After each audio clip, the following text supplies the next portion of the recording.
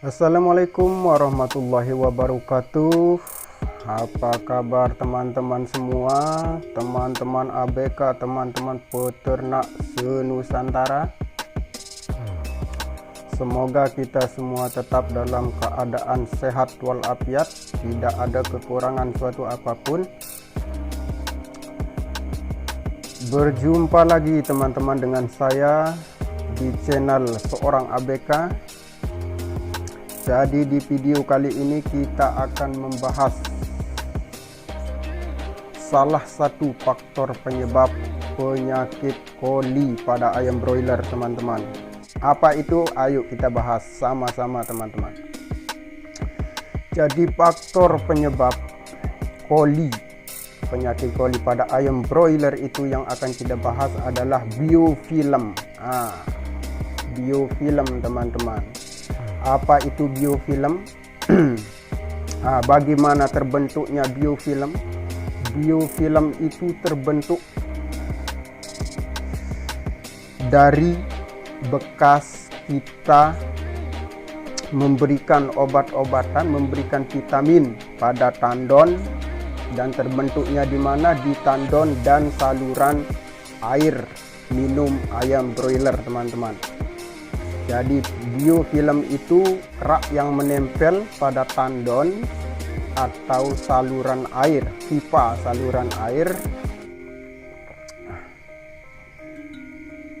Mantap, sambil ngopi kita bahas seputar ayam broiler. Jadi teman-teman, biofilm itu sekali lagi terbentuk dari bekas kita memberikan obat-obatan atau vitamin. Terbentuknya di mana? Di pinggir-pinggir tandon bagian dalam, pinggir-pinggir pipa saluran air atau selang otomatis bagian dalam. Itu yang kita sepelekan, kadang kita tidak perhatikan. Jadi teman-teman, salah satu faktor penyebab penyakit koli pada ayam broiler itu karena tidak bersihnya tandon air atau saluran air, pipa, dalam kata lainnya pipa atau selang otomatis. Itu saya yakin kita rata-rata jarang memperhatikan kebersihan itu, teman-teman.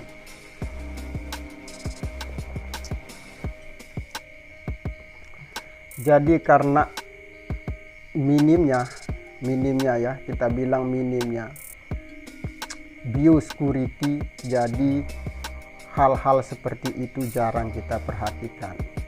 Tapi hal yang jarang kita perhatikan itu justru memberikan efek bahaya yang sangat besar, yaitu penyakit koli, penyakit dalam pada ayam broiler, teman-teman. Kalau koli sudah masuk pada ayam broiler, susah untuk disembuhkan.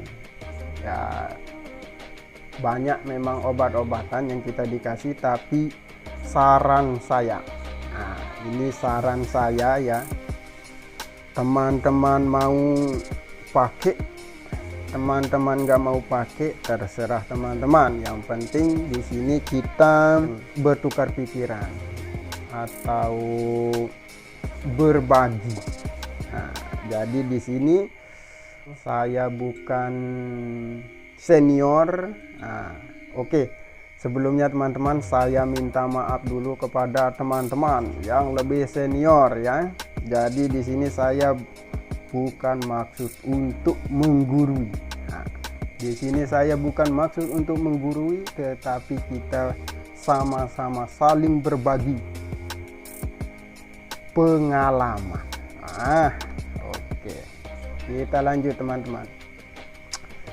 Jadi karena kita lalai terhadap biosecurity atau kebersihan pada tandon, pada saluran pipa ataupun selang otomatis, karena kelalaian kita itu, maka biofilm itu terbentuk di sana. Nah, dari sanalah salah satu faktor penyebab penyakit coli. Ini saran saya, lebih baik mencegah daripada mengobati. Kalau saya pribadi teman-teman ya, kalau saya pribadi dalam pemeliharaan ayam broiler itu lebih baik mencegah daripada mengobati. Semahal apapun obat teman-teman, kalau pencegahan biosecurity kita lalaikan, sudahlah hancur. Oke teman-teman, lanjut.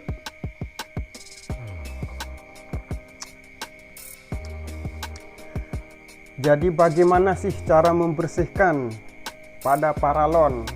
Kalau di tandon oke lah, bisa teman-teman ya. Saya ada satu tips cara membersihkan pada paralon. Caranya bukan disogrok. Ini cara yang paling mudah ya teman-teman, dan tidak memakan tenaga.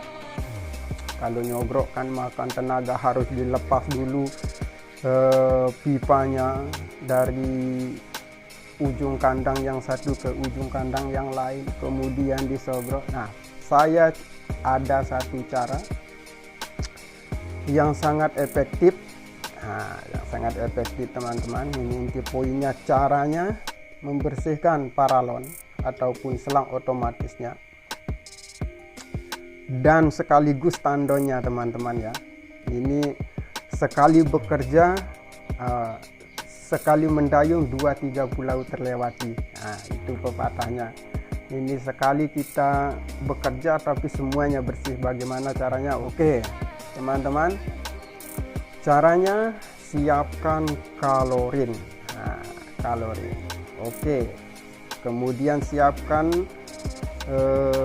air pada tandon yang akan dibersihkan. Nah, tandon itu pasti akan tersalur ke pipa yang akan kita bersihkan juga, dan akan tersalur ke selang otomatis juga.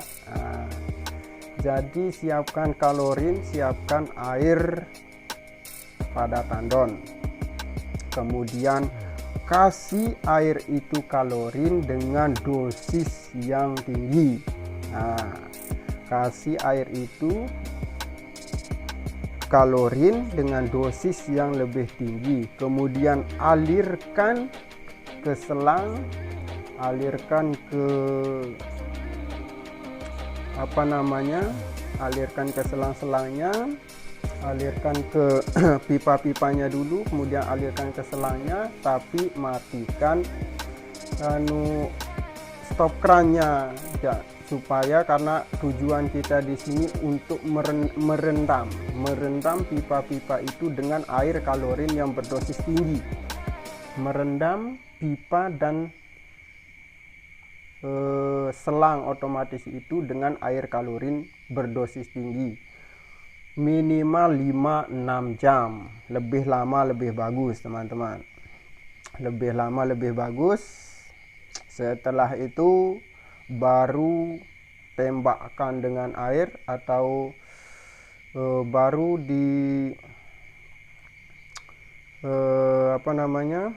baru dibuka stop keran yang ujung supaya mengalir.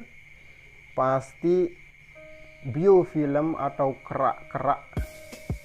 kerak-kerak yang menempel di dinding tandon, kerak-kerak yang menempel di dinding pipa, kerak-kerak yang menempel di dinding selang otomatis akan dibersihkan sama air kalorin. Itu akan terlepas dari dinding-dinding dari dinding-dinding tandon, dari dinding-dinding pipa, dari dinding-dinding selang otomatisnya. Kemudian alirkan air, pasti warna airnya pasti akan berbeda. Itu pengalaman saya pribadi teman-teman. Itu pengalaman saya pribadi.